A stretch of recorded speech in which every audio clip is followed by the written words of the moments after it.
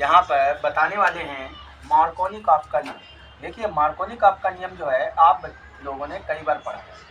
मार्कोनी-काफ का नियम क्या होता है और इससे संबंधित चीज़ें। तो मार्कोनी-काफ का नियम हम आप लोगों को अच्छे से समझाएंगे, ध्यान से आपको समझना है इसको। सबसे पहले हम देखेंगे हिंदी में मार्कोनी-काफ नियम होता क्या है। मार्कोनी-काफ नियम में हम लोग जो है मोस्टली ये देखते हैं कि जो थ्योरी बोली जाती है वो बोली जाती है कि असममित एल्कीन पर कोई भी आपका एल्किल हैलाइड जुड़ेगा तो वहाँ पर हम लोग अधिक ऋणात्मक भाग कार्बन के उस परमाणु से जोड़ते हैं जहाँ पर हाइड्रोजन परमाणु की संख्या न्यूनतम होती है। लेकिन अगर हम इसको प्रैक्टिकली देखें तो यहाँ पर इक्वेशन के माध्यम से अगर कोई भी लेते हैं असममित एल्कीन कोई भी ले लें तो वहाँ पर क्या होगा कि इसको हम कैसे प्रूव करेंगे कि हमारा जो थ्योरिटिकल पार्ट है वो सही होता है। जैसे हम प्रोपीन पर CH3 CH double bond CH2 इस पर हम HBr की क्रिया कराएं तो मार्कोनी-काफ के नियम से कौन सा कंपाउंड आपका बनेगा। इसमें आपके दो कंपाउंड बनेंगे, मेजर और माइनर, अधिक और कम, यानी ज्यादा और अल्प। तो यहाँ पर ज्यादा कौन सा बनेगा इसको समझने के लिए हम लोग इसकी क्रियाविधि देखेंगे। क्रियाविधि में हम लोग क्या सीखेंगे यहाँ पे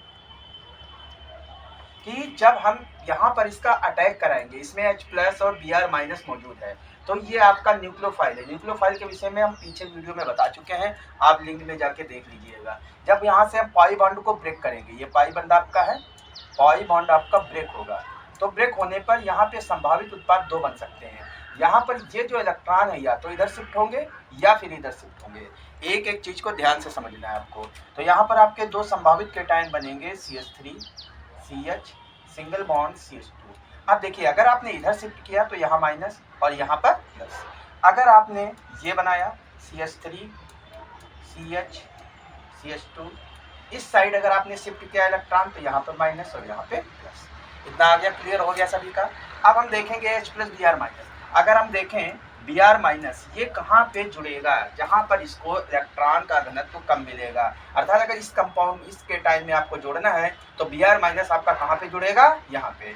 जाहिर सी बात है Br- अगर यहाँ जुड़ता है तो H+ कहाँ पे जुड़ेगा, यहाँ पे। तो आपका जो कंपाउंड बनेगा वो बनेगा CH3 CH2 CH2 Br।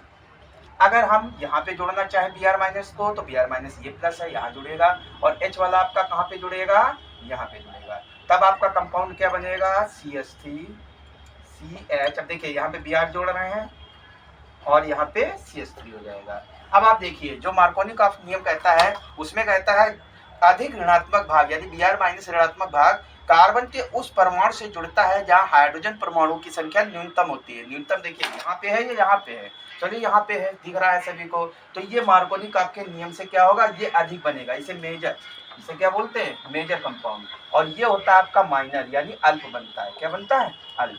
ये अधिक बनता है और ये कम बनता है, यानी मार्कोनी-काफ के नियम से ये आपका ज्यादा बनता है। ये आपका 2 ब्रोमोप्रोपेन जो बना है ये ज्यादा बना है, तो ये मार्कोनी-काफ का नियम हो गया। इसके बाद में अगर इसी नियम से आप कोई भी चीज बनाना चाहें, जैसे आपको बनाना है एथिलीन पर जलयोजन कराना है तो जलयोजन कराने में आप अल्कोहल बनाएंगे तो वही काम करना है कि आपको ब्रेक करना है यहाँ पे, ठीक है। लेकिन यहाँ पे क्या होगा, अब आपको चीज ध्यान देनी है कि अगर आप इधर शिफ्ट करते हैं या इधर शिफ्ट करते हैं तो आपके जो कंपाउंड बनेंगे वो इस तरीके से बनेंगे, यहाँ प्लस और यहाँ माइनस। अब यहाँ पे जहाँ पे आपका प्लस है वहाँ पे इसका OH- वाला भाग आप जोड़ दीजिएगा और यहाँ पे जो H+ आपका बचेगा उसको यहाँ पे जोड़ दीजिएगा। अगर बड़ी एल्कीन होगी तो आपका मार्कोनी-काफ के नियम से बन जाएगा और इसमें आप जब जोड़ेंगे तो माइनस के साथ प्लस यानी H आपका जुड़ जाएगा, यानी एक ऐसे दिखा दीजिए यहाँ OH, तो एथिल अल्कोहल बन जाएगा।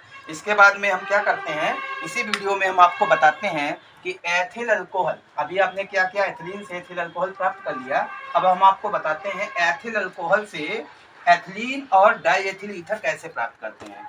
एथिल अल्कोहल C2H5OH, इससे हमको बनाना है एथिलीन और डाइएथिल ईथर।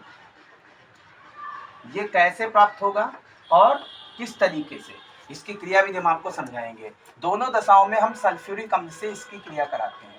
अब प्रश्न ये उठता है कब ये प्राप्त होगा, कब ये, तो ये मोस्टली बच्चे जानते ही हैं कि इसकी क्रिया जब इससे कराते हैं तो आपका बनता है C2H5HSO4 और इसके बाद एथिलीन बन जाता है 413 केल्विन पे।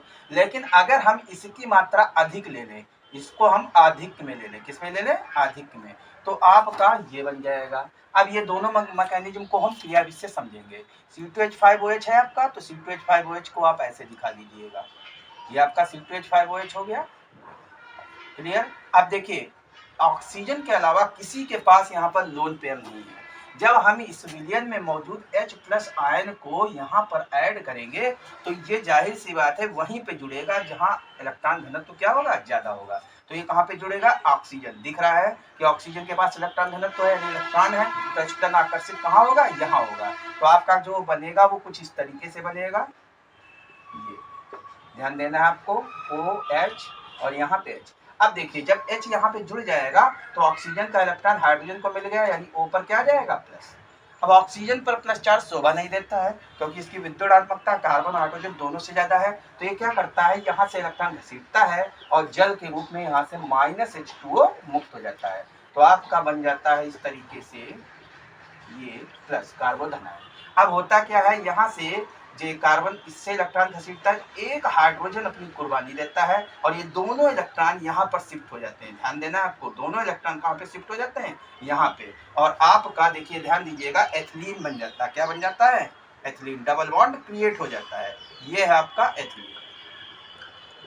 यहीं पे ईथर अगर बनता है तो इसकी मात्रा ज्यादा होती है, इसकी मात्रा क्या होती है, ज्यादा। तो यानी आपका जो बनने वाला कंपाउंड है वो ईथर में कन्वर्ट हो जाता है, यानी आपका इस तरीके से OH, यहाँ पे C2H5, ये C2H5 कहाँ से आ गया, देखेंगे आप, जब C2H5OH को अधिक मात्रा में लेंगे तो ये C2H5 प्लस है, ये विलयन में मौजूद होगा, OH माइनस। तो ये C2H5 जब इसके साथ जुड़ेगा, क्योंकि प्लस आई इफेक्ट वाला है, तो ऑक्सीजन के पास इलेक्ट्रॉन थे तो इसको ये मिल गया, जुड़ गया। अब ऑक्सीजन पे प्लस चार्ज आ जाएगा, ऑक्सीजन इस हाइड्रोजन से इलेक्ट्रॉन निकाल के इसको -H+ के रूप में मुक्त कर देगा। तो आपका जो बचेगा वो क्या होगा, C2H5OC2H5, यानी C2H5OC2H5, यानी डाई एथिल ईथर आपका तैयार हो जाएगा, C2H5OC2H5, ये आपका ईथर बन गया।